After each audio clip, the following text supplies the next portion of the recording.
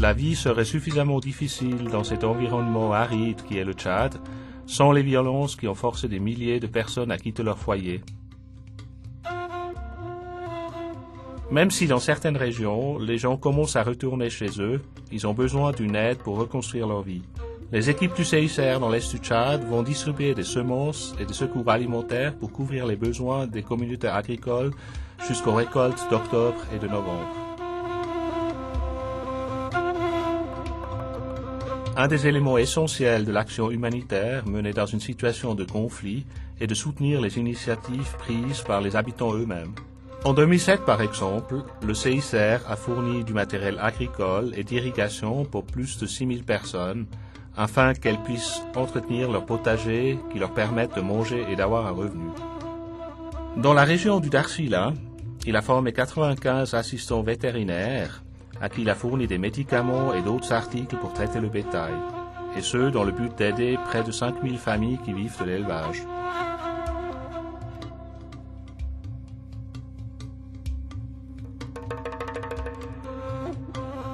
Le CICR a pour objectif d'améliorer les structures sanitaires au Tchad.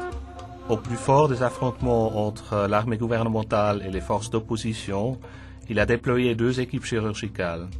Ils ont soigné les blessés et fourni des secours médicaux à des hôpitaux qui avaient accueilli des centaines de blessés de guerre. De plus, le CICR continue d'approvisionner les centres de santé en médicaments et autres articles essentiels. Le personnel des établissements de santé soutenus par le CICR traite en priorité les femmes et les enfants. En formant des sages-femmes traditionnelles, l'institution espère réduire les risques et aider le personnel qui soigne les femmes et les enfants à déterminer le moment où les patients doivent être orientés vers un centre de santé. Suite au combat ou à des accidents de mines terrestres dont bon nombre de victimes sont des enfants, le nombre de personnes amputées a énormément grandi.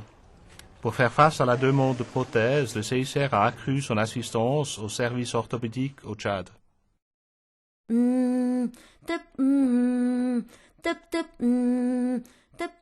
Améliorer l'accès à l'eau potable est une priorité pour les organisations humanitaires. Dans les zones d'Asunga et d'Adré, le CICR a remis en état 12 puits depuis le début de l'année. Ainsi, 24 000 personnes ont suffisamment d'eau pour leurs besoins journaliers.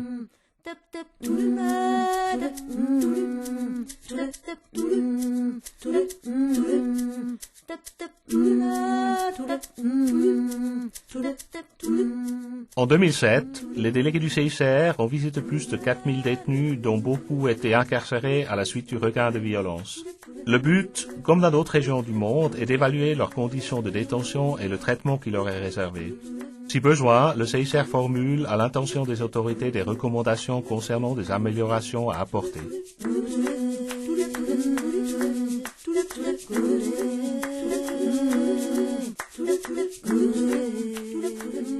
Le CICR mène une autre activité essentielle dans les camps situés le long de la frontière avec le Soudan qui abritent des réfugiés du Darfour, la distribution de messages Croix-Rouge.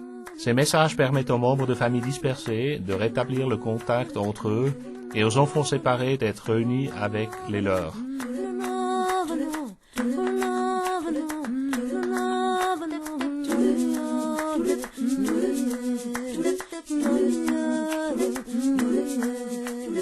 Il y a peu de chances de trouver dans l'immédiat une solution aux problèmes politiques du pays et aux luttes intercommunautaires.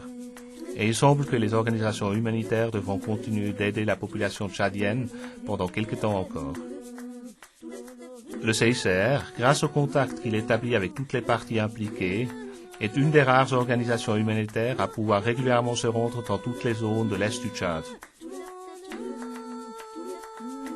Il n'épargne aucun effort pour que toutes les personnes touchées par les violences bénéficient de la protection et de l'assistance humanitaire dont ils ont besoin.